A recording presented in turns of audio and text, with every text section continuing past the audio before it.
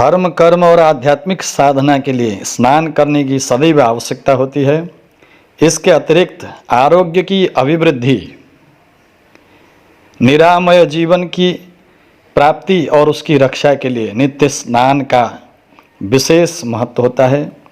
विशेषकर माघ मास, वैशाख मास और कार्तिक मास का नित्य स्नान इससे भी अधिक महत्व का इसलिए है क्योंकि इन तीनों महीनों में माघ मास में नित्य स्नान के पश्चात भगवान शंकर का पूजन, वैशाख और कार्तिक मास में नित्य स्नान के संकल्प के साथ भगवान विष्णु का अर्चन वंदन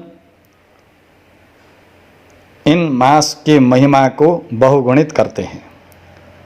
पौराणिक शास्त्र लिखते हैं, कार्तिकं सकलं मासं नित्य स्नायी जितेन्द्रियः जपन हविष्य भुक्शान्तः सर्व पापै प्रमुच्यते। कार्तिक मास में जितेंद्रिय रहकर, दृढ़ संकल्पित रहकर नित्य स्नान करें। नित्य स्नान का संकल्प मजबूत होना चाहिए। प्रातः काल जल्दी उठें और ब्रह्म मुहूर्त में स्नान करें। स्नान करने के पश्चात नित्य नैमित्तिक नियमों से निवृत्त होने के बाद एक नियम बनाएं कि नित्य प्रति भगवान लक्ष्मी नारायण का हम पूजन करेंगे। एक स्थान सुनिश्चित करें, उस एक सुनिश्चित स्थान पर, चाहे नज़दीक में मंदिर हो, देवालय हो, वहाँ पर जाएं। वहाँ पर लक्ष्मी नारायण भगवान की स्तुति, प्रार्थना, पूजन आदि करें। और इस नियम को, इस व्रत को आश्विन मास की पूर्णिमा से, शरद पूर्णिमा से प्रारंभ करके 31वें दिन तक कार्तिक शुक्ल पूर्णिमा को समाप्त करें। इसमें स्नान की विशेष महिमा है। स्नान में पुनीत, पुण्य नदियाँ, पवित्र स्थल अथवा नहर आदि संभव हो तो बहुत उत्तम है, परंतु ऐसा सर्वत्र सुलभ नहीं है।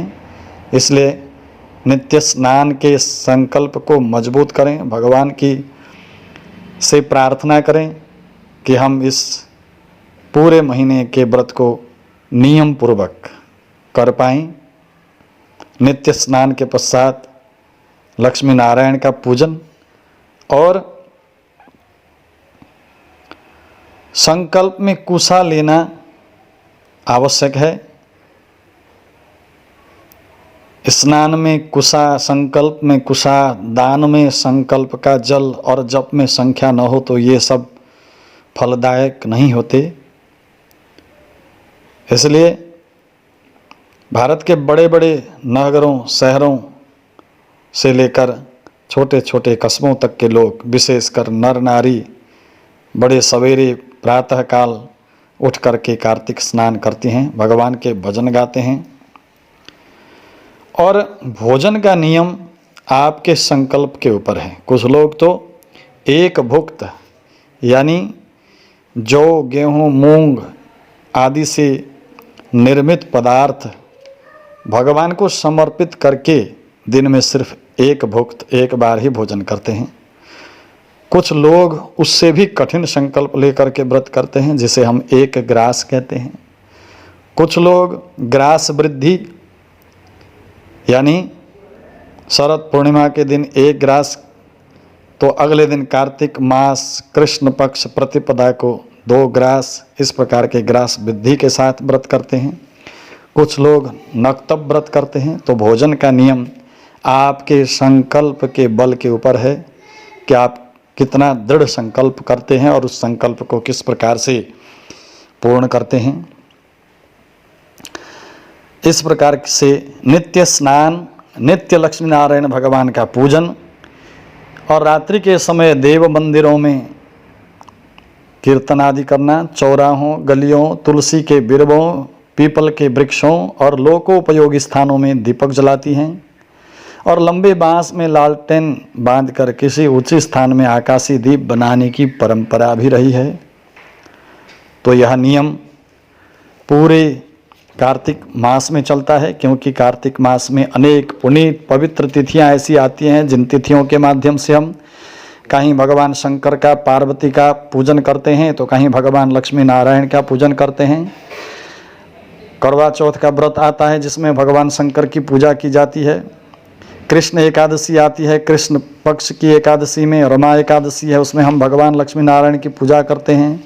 गोवत्स द्वादशी आती है, उस गोवत्स द्वादशी के अंदर हम गौ माता का पूजन करते हैं। धन त्रयोदशी आती है, त्रयोदशी के समय भी हम दीपक जला करके और धन्वंतरी का पूजन करते हैं।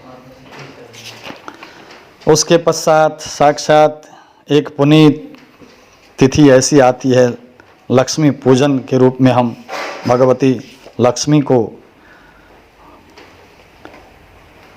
पूजते हैं। यम द्वितीया के अंदर हम यमुना मैया का पूजन करते हैं। ऐसी पुनीत तिथियां जो कार्तिक में अनंत हैं। प्रबोधनी एकादशी भी इसी कार्तिक मास की महिमा को मंडित करती है, जिसमें हम तुलसी विवाह भी करते हैं।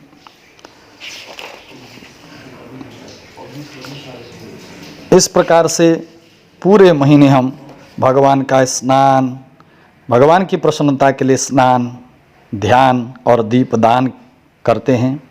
कार्तिक शुक्ल चतुर्दशी को गणपति, मातृका, पुण्यवाचन आदि सभी देवी देवताओं की स्थापना करके हम हवन करते हैं और अपने सामर्थ्य के अनुसार भगवान की मूर्ति बनाकर व्रत उद्यापन के लिए देवताओं का प्रतिष्ठा और पूजन करने के पश्चात रात्रि को जागरण करते हैं और पूर्णिमा के प्रभात में प्रातः स्नान आदि करके गौदान, अन्नदान, शय्यादान, ब्राह्मण भोजन आदि सभी प्रकार के नियम संपन्न करने के बाद व्रत विसर्जन करके सभी बंधु बांधवों के साथ भोजन करते हैं।